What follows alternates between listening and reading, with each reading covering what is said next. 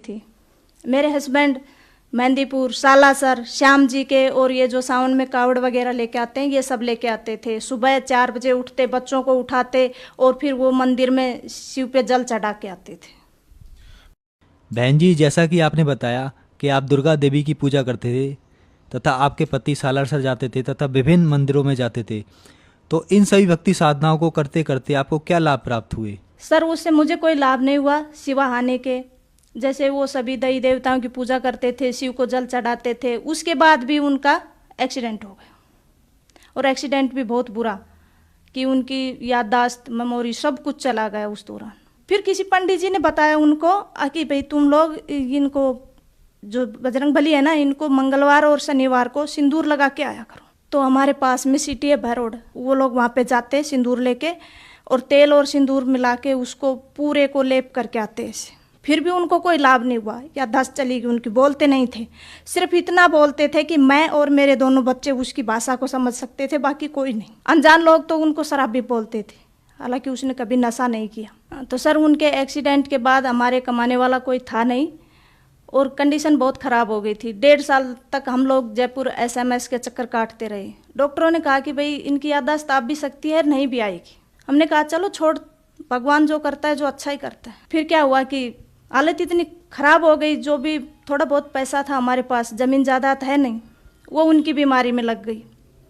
बच्चों को पढ़ाने के लिए हमारे पास कुछ था नहीं, सरकारी स्कूल में बच्चे जाते थे। हमें एक तरह से सड़क पर आ गए थे, हमारे पास खाने पीने के लिए कुछ भी नहीं था।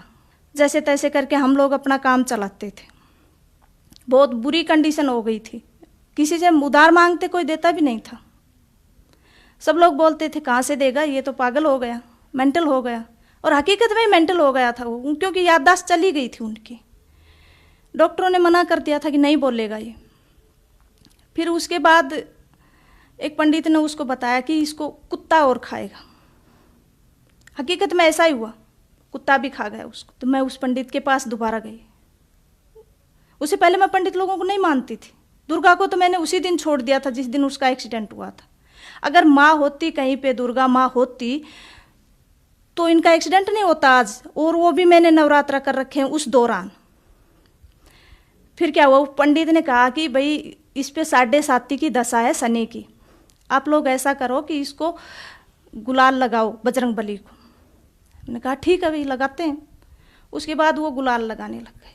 करीब 6-7 महीने तक लगातार लगाया। फिर मैं पंडित के पास गई, मैंने कहा कि अब क्या है। उसने कहा कि आपकी 7.5 है।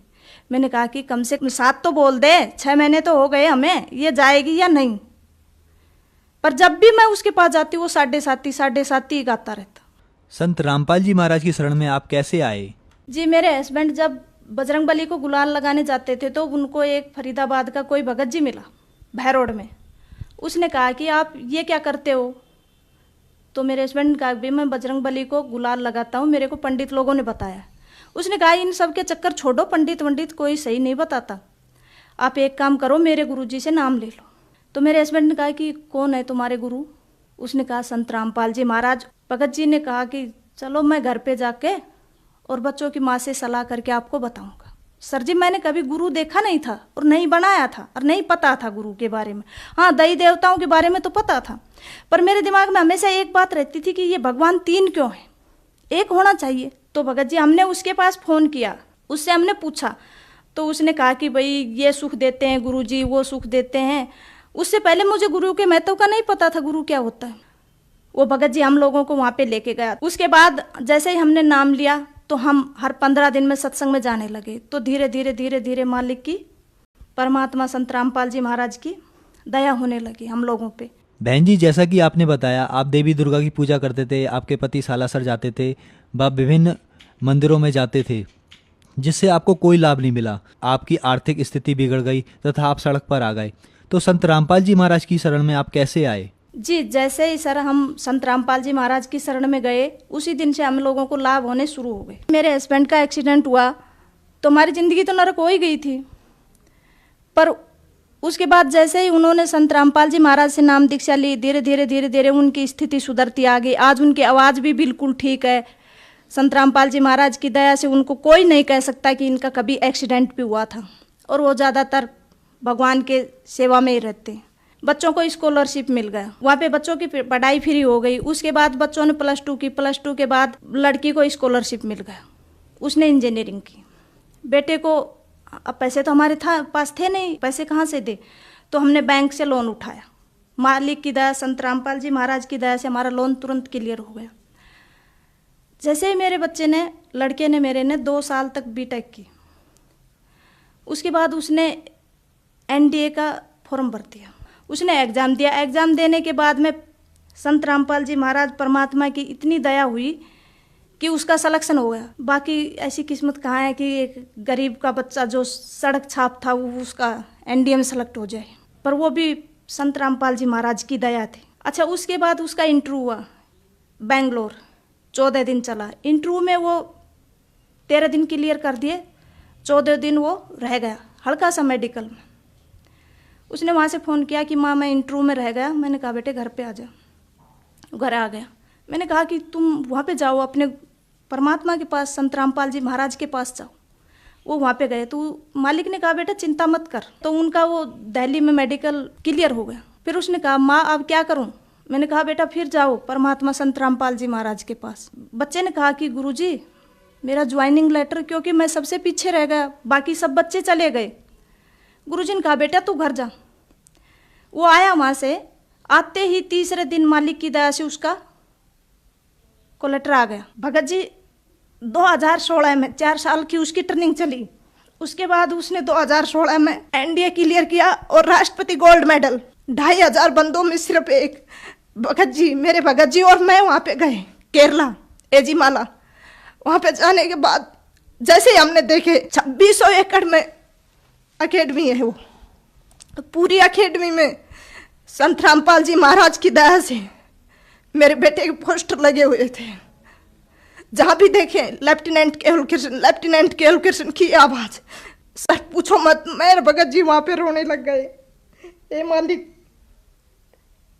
कहाँ थी इस सड़क चाप की ऐसी किस्मत जो आज ने आपने ऐसा बना दिया। हमें 3 दिन तक बस सिर्फ जिधर भी देखे माइक में एक ही एक आवाज़ आए, लेफ्टिनेंट केवल कृष्ण, लेफ्टिनेंट केवल कृष्ण।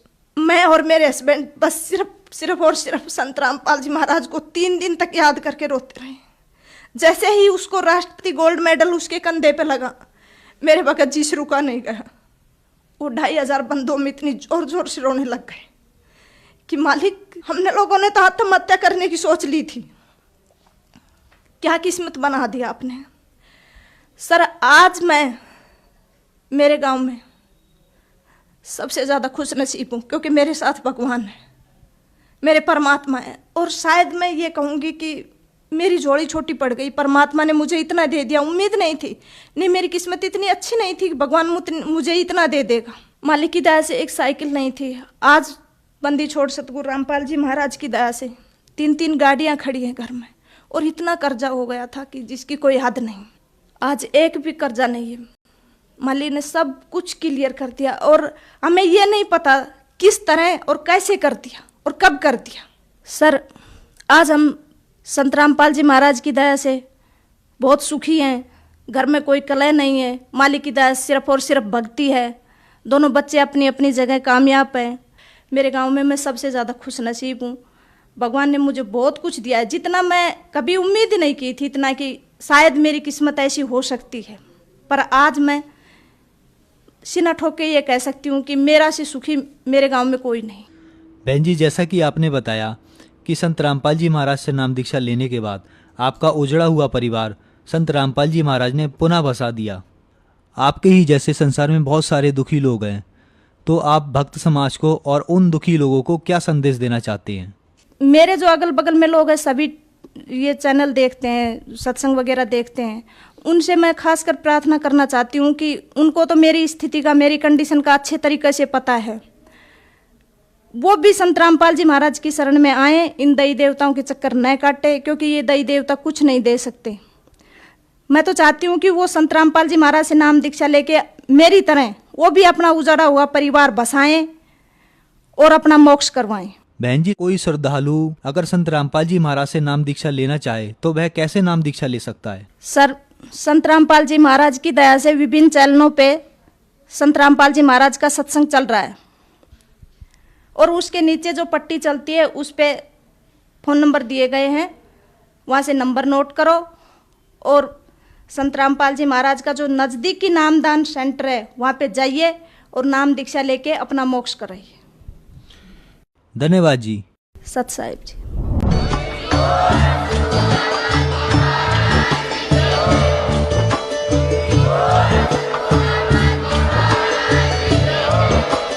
आप सुन रहे थे जगत गुरु तत्वदर्शी संत रामपाल जी महाराज जी के मंगल प्रवचन। अधिक जानकारी के लिए विजिट कीजिए हमारी वेबसाइट www.jagatgururampalji.org। संत रामपाल जी महाराज जी के शुभ आशीर्वाद से पूरे विश्व भर में 500 से भी ज्यादा नाम दीक्षा केंद्र हैं, जिन पर संत रामपाल जी महाराज जी द्वारा ऑनलाइन निशुल्क नाम दीक्षा दी जा रही है। अपने नजदीकी नाम दीक्षा केंद्र का पता करने के लिए संपर्क करें 8222880541।